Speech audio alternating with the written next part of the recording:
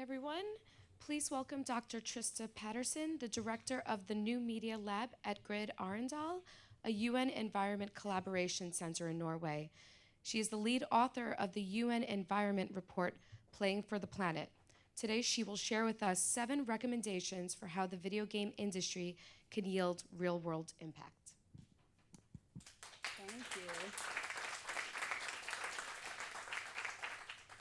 Thank you for coming. If you would like a physical copy of the report, either to take with you or share with others, please do. On the back is also the Playing for the Planet link. You can get the digital download of the report. I think that, like many of you, I work in a field where not many people are so convinced that games and working on games is as legitimate as all of us know it to be as a vector for creating large-scale change. And one of the big things that I think about when talking to other individuals about how inevitable it will be that games create change on the planet has to do with the sheer volume and scale at which change within the gaming sector is actually happening. So all of the change that has occurred in the past 20 years, if you can imagine, we're at a sheer inflection point in the way in which games are influencing our day-to-day lives and the global community. If you can compare all of the change that's happened in the past 20 years to the change that's likely to happen in the coming 5 years, likely we're going to see a massive phase shift. And so this particular presentation is about how that change is coming about, how we're consolidating knowledge with respect to UN environment goals and all of the sustainable development goals. So I'm going to move through a bunch of these slides really quickly just to give you a sense of where we're at with the Playing for the Planet initiative. There's the why of gaming, the versions of Playing for the Planet and who is supporting them and why, and then the emergence of the Playing for the Planet Alliance, which I hope you all will join. I work for GRID-Arendal. It's a support unit for UN Environment located in southern Norway. We did the Playing for the Planet work as a part of an initiative to explore how the power of games to become the new public service media for the world, especially to address the difficulty and cost mechanisms for what it takes to create environmental education for children. That was the initial impetus of this particular work. But obviously, once we got into the dollars and cents and also the sheer potential for executing change at a global scale, it became very clear that what we're dealing with is far broader than that. So that's what this presentation is going to talk about. The initial release of Playing for the Planet was done at the UNEA, the UN Environmental Assembly in Nairobi in March. And that is a gathering of all of the representatives for the environment for all member nations of UN Environment. And at the time, gaming was not on the radar of many of those governments, but the response was tremendous, particularly amongst the Scandinavian nations and in developing countries that are interested in having emerging studios, digital economies, a lot of investment that's being done on the part of government to create jobs, get people off of fossil fuel linked jobs and so on. This has become a real hotspot for future development trajectories. In particular, this tweet is by Ismo Tainen. He's the Minister of Environment for the government of Finland, who really took up the Playing for the Planet report and began to run around, passing it around to different people in Nairobi, trying it out with kids. And when he tweeted that this was something, Finnish ministry is on board with this, we're ready to work with you, it became clear within the first days of the release of the report that we were really on to something. So the Playing for the Planet initiative is not only about how to leverage existing games, it's how to also give momentum and impetus to emerging games, how to empower people that create games, but then also, and whether or not you work in institutional bureaucracy, doing boring things like this, trying to parse gaming into an otherwise very rigid bureaucratic system is extraordinarily difficult. So that is to say, even if you have well-placed individuals that are change agents within governments, even if they have access to funding, even if they have access to tremendous games creators that are ready to activate millions of gamers, it could be that they can't actually get that deliverable paid for because of the mechanisms within institutional bureaucracy. So part of the work that I do is not only about organizing this information to make it accessible and understandable to policymakers, but then it's also helping policymakers and government representatives turn games into something that they can create, pay for, and use toward the public good. So there are three main messages in this talk. The first is start where you are. The second is do what you can. And the third is use the gifts that you have.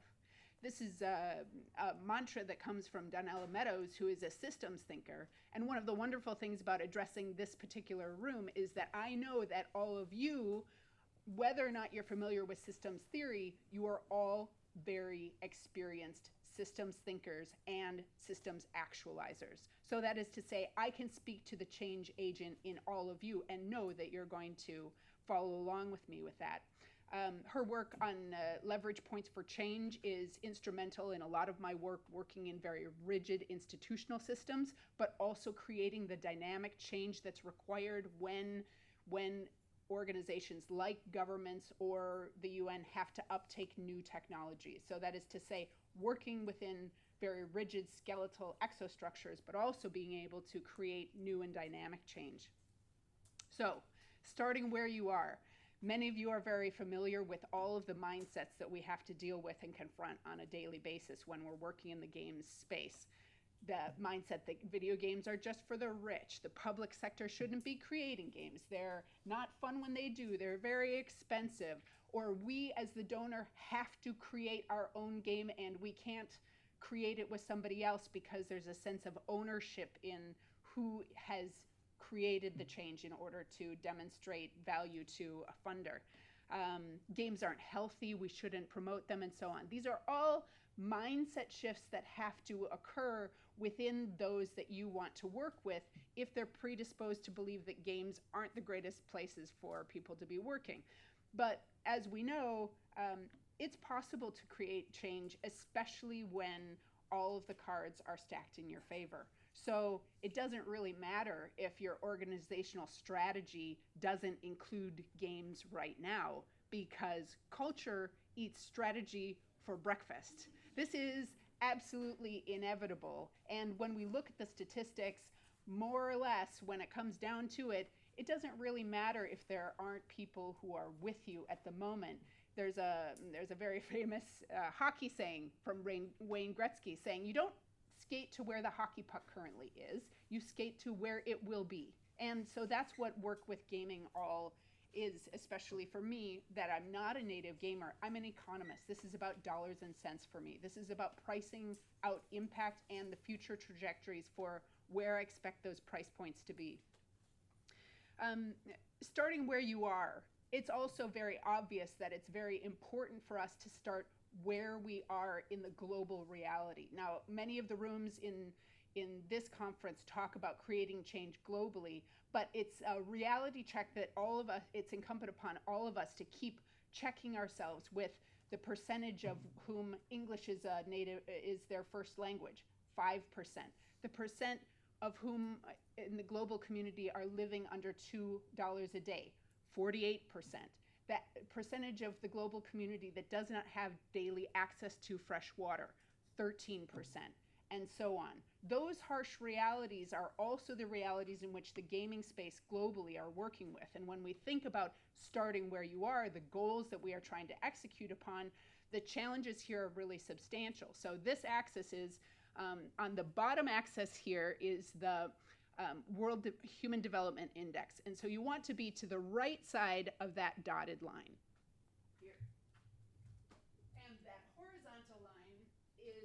horizontal line is the ecological footprint. So you want to be underneath that dotted line. That's our goal space. And the trajectories of these circles, they're colored by geographical area, country size, population, and then over time you can see some of those lines illustrating their development. So there's many countries in Asia that have moved rapidly to the left, Brazil, India, and so on. United States making a vertical leap.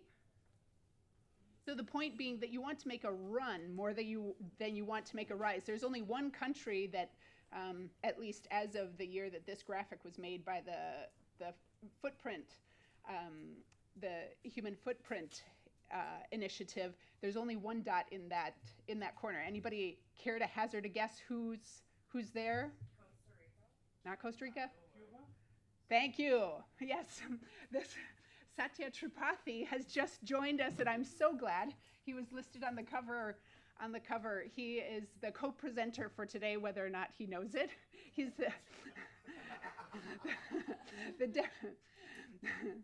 the Deputy Director, Secretary General of UN Environment and Chief of the UN Environment Office here in New York City. And so I'm going to offer him the microphone to say a few words at the end of this.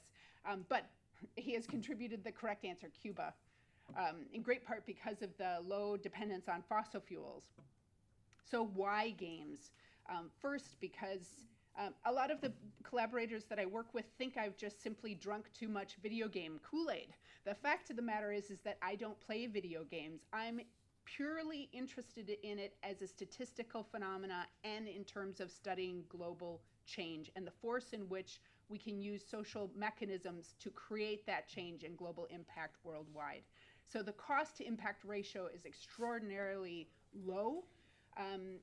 We can meet the audience where they are. There's balanced messaging. That is to say that it is an emotional roller coaster to bring individuals through all of the depressing information with which you must inform people about what is happening with global development goals and the environment. But with games, it's also possible to rise to the occasion and bring the emotional development so that people can help come to a point where they can make a better decision. And then there's the market opportunity. There's a lot of private sector and jobs creation opportunity, particularly in developing countries, emerging economies, and within youth and underrepresented populations. So I'm not going to spend much time on these because these slides are all available in the document. You can take a look at the maps. Here are a set of maps, and we're working right now with visual specialists that are allowing us to try to get deeper into some of the statistics, particularly in the developing world, where we are focusing in on underrepresented countries. Malaysia with 17.7 million gamers, the Republic of Korea ranking 4th in the world for gamers per capita, Kazakhstan ranking among the top 50 countries on spending per games, spending on games. That means about $29 per gamer per year. So there's outlier stories that happen in these developing countries which are really interesting. Nigeria with over 30.7 million gamers in the world, ranking 15th in the world. And again, this will be, this graphic, I will flip through these mostly as a teaser to the next version of this report. This is version 1. World Bank took a look at this and said, we really need this material in our portfolio. They sponsored a second issuance of the report. And so the development of graphics here for telling the story of where in the world gaming is going to have an impact and what it's going to have an impact on is in process. This is video gamers, and again, focusing the colored dots there on lower and middle income countries. But the story here is oftentimes not told by the private sector. It takes a lot of digging to get down to those numbers because private sector, the things that are getting the news media attention, the press releases, a lot of the reporting within the Newzoo has been a tremendous partner for data, but what they write their market report on is who is delivering the game revenues, understandably because that's where they sell their market reports to. However, there's still an extraordinarily important number of individuals playing games around the world. And when we think of gaming as a vector for change, it is just as important that we talk about not only where people are playing games, how that is changing over time, who has access to what technologies and so on. So obviously you can't see the very, very fine text here, but again, these are teasers to what will be the second version of the report here. So increasingly and pointedly, I'm being asked, can video games improve life for the world's poorest? More and more, it's becoming increasingly important that we figure out exactly where games are having their impact, who they are benefiting, and how, in what form. Can we quantify them and get to those numbers? We're getting closer. The second version will be better, but obviously this is an area for deep and very, very important work that we are inadequately funded for at the moment. Telling that story in a visual form and also in an accessible form remains a challenge. We've got mobile subscriptions. The colors are different countries distorted by the percentage. This is 1990. This is 2015. And you compare that to places like where impacts are happening. These are countries distorted the larger they are for forest losses. Indonesia is one of the light yellow countries. They're also one of the fastest growing audiences for video gamers in the world. And all of this electronic consumption also creates enormous amounts of electronic waste, 60 million tons of electronic waste per year. I'm coming from the country of Norway, which is actually the world's most prolific creator of e-waste. Now, we hear lots of headlines about how environmentally clean Norway is, but at 73 kilos per capita per year of e-waste generation, there's a substantial problem. And when radio satellite transmitters are being put on those e-waste devices, and those e-waste devices from around Europe are being brought to licensed collection systems, in Europe, about 14% of those devices wind up on the illegal waste trade.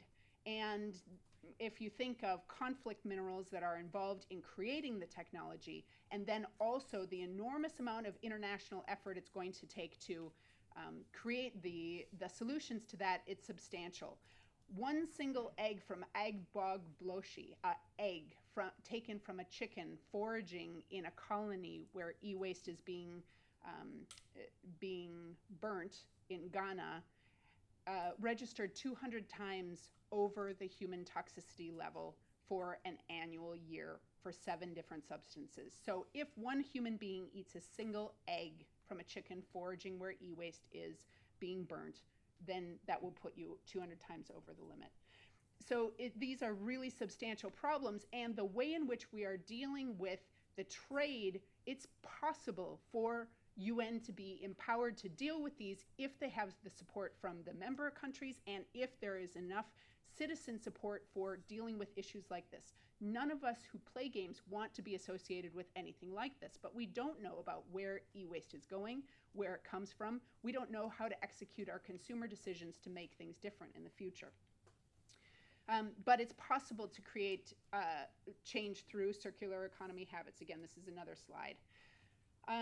Thinking about where you are as individuals and as change agents, again, is extraordinarily important.